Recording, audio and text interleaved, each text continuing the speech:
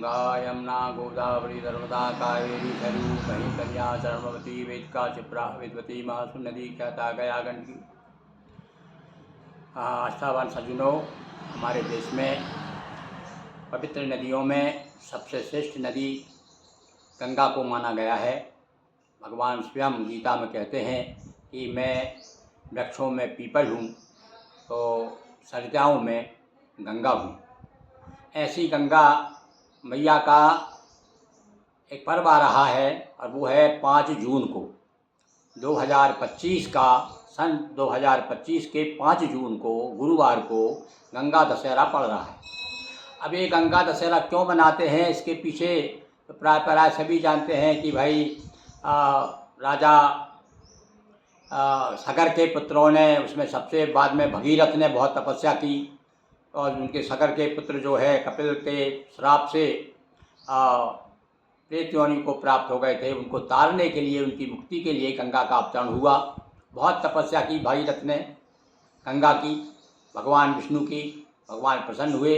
वहाँ से जब गंगा आई, गंगा ने कह दिया कि भाई मैं आ तो सकती हूँ पर बड़ा कठिन है मेरा आना, क्योंकि मैं आऊँगी सीधी पाताल चली जाऊँगी, मेरे बेग को कौन संभालेगा। तब भगवान शिव की तपस्या की भागीरथ ने और भगवान शिव की जटाओं में आई। अब ये कथा गंगा का जन्म कैसे हुआ, प्रादुर्भाव कैसे हुआ, गंगा का जन्म के बारे में भागवत क्या कहती है, तो आज हम आपको गंगा दशहरे के उपलक्ष्य में, ये तो आप जानते हैं कि आज के दिन गंगा का अवतरण पृथ्वी पर हुआ था, इसलिए गंगा दशहरा मनाया जाता है। और विशेष रूप से भाई गंगा का इतना महत्व है कि स्नान करते समय गंगा का नाम ले लिया जाए तो आपको गंगा स्नान का फल मिल जाता है। और गंगा की महिमा क्या कहें, अभी अभी कुंभ निकला है तो सारा देश, सारा संसार ने गंगा मैया की जय बोली।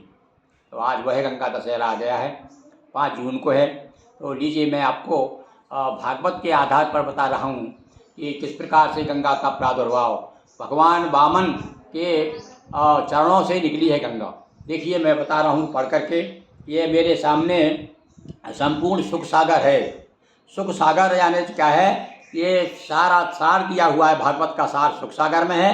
तो सुख सागर को पढ़ के सुना रहा हूँ। देखिए संक्षेप में, आनंद आएगा आपको। श्री सुखदेव जी ने बताया कि जब भगवान श्री हरि ने बलि की यज्ञशाला में त्रिलोकी नापने के लिए अपना पैर फैलाया, उनके बाएं पैर के अंगूठे के नख से पृथ्वी का ऊपरी भाग फट गया। उस छिद्र से होकर के जल की धारा निकली। धारा के श्री हरि के चरण कमल धोने से यह भगवत पदी कहलाई। विष्णुपदी इसलिए वामन अवतार जो भगवान विष्णु का था, तो इसलिए भगवान विष्णु के चरणों से निकली है। तो कैसे निकली है, सुनो, फिर से सुन लीजिए आप।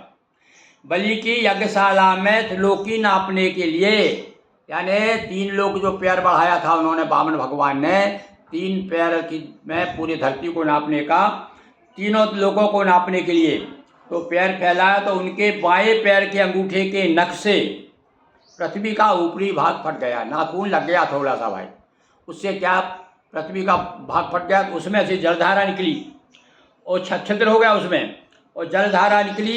धारा के श्री हरि के चरण कमल धोने से, और भगवान के चरण कमल धुल गए उससे, तो इसलिए उसका नाम विष्णुपदी या भगवत पदी पड़ा। यह धारा हजारों वर्ष बीतने पर स्वर्ग के शिरोभाग में स्थित ध्रुवलोक में उतरी, जिसे विष्णुपद कहते हैं। विष्णुपदी क्यों कहते हैं, क्योंकि गंगा जी जो है बहुत दिनों तक, अनेक वर्षों तक स्वर्ग के शिरोभाग में रही। ध्रुव जी अपने कुल देवता का चरणोदक समझकर आज भी जल को सिर पर चढ़ाते हैं। यहाँ से गंगा, अब देखिए गंगा उसके बाद में करोड़ों विमानों से घिरे आकाश में होकर उतरती है। कहाँ से, विष्णुपद से। भगवान शंकर जी उसको अपनी जटा में, उसके वेग को धारण कर पृथ्वी पर उतारते हैं। यह कथा तो आप जानते ही हैं कि भागीरथ की तपस्या के कारण गंगा जी शिव जी के जटाओं में आई, इसीलिए उसका एक नाम जटा शंकरी भी है। इसके बाद गंगा मेरू पर्वत के शिखर पर उतरकर सबसे पहले वहाँ से शिव जी के जटाओं में से मेरू पर्वत पर आई, सुमेरु पर्वत पर। मेरू पर्वत पर आकर ब्रह्मपुरी में गिरती है। इस स्थान का नाम जहाँ है ब्रह्मपुरी है। वहाँ से गंगा सीता, अलकनंदा, चक्षु, भद्रा नाम से 4 भागों में बढ़ जाती है। देखिए गंगा जी, आपने अभी तक ये नई बात भागवत के अनुसार बता रहे हैं। गंगा जी जो है, गंगा, सीता, अलकनंदा, चक्षु और भद्रा, ये 4 धारा हैं उनकी ब्रह्मपुरी से।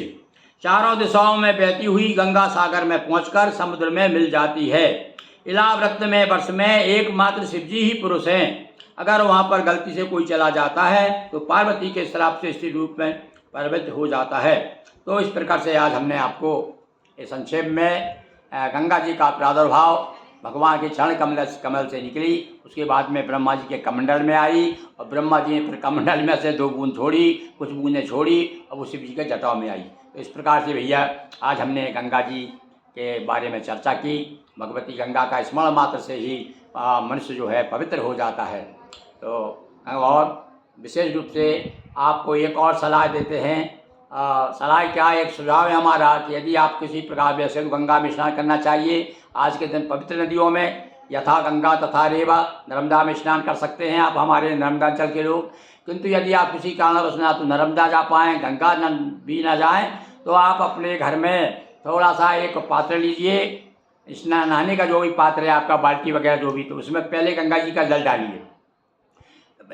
कुछ लोग क्या करते हैं कि जल में गंगा का जल मिलाते फिर नहाते हैं। वो ऐसा विद्वानों ने बताया है कि पहले गंगा जी का जल उसमें डालिए, उसके बाद फिर जल मिलाइए, वो गंगा जल हो जाता है। और उस गंगा जल में फिर आप गंगा यमुना गोदावरी नर्मदा जो भी आप गंगा मैया की जय इतना ही बोलते हुए और आप स्नान कीजिए उस दिन विशेष रूप से। तो निश्चित रूप से भगवती गंगा की कृपा और विष्णुपति जो है भगवान विष्णु की कृपा भी आपको प्राप्त होगी।